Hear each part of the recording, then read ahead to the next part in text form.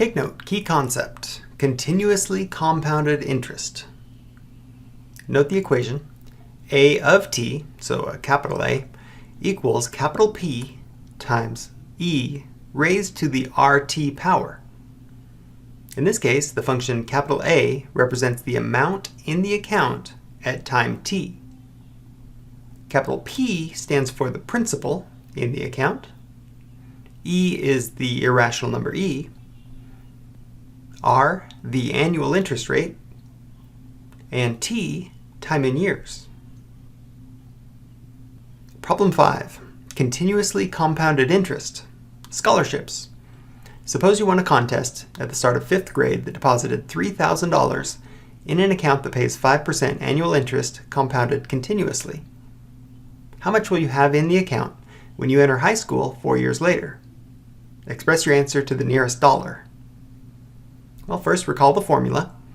A equals P times E raised to the RT power.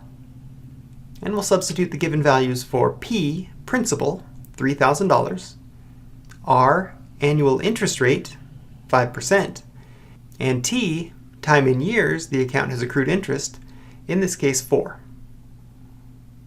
3,000 times E raised to the 5/100ths, recall 5% converted to decimal form, 0.05, times 4.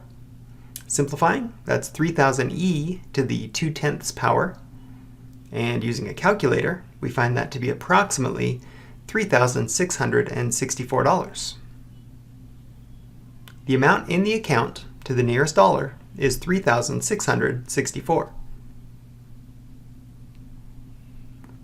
Your turn. Scholarships. Suppose you won a contest at the start of 5th grade that deposited $3,000 in an account that pays 5% annual interest compounded continuously. How much will you have in the account when you finish high school 8 years later? Express the answer to the nearest dollar.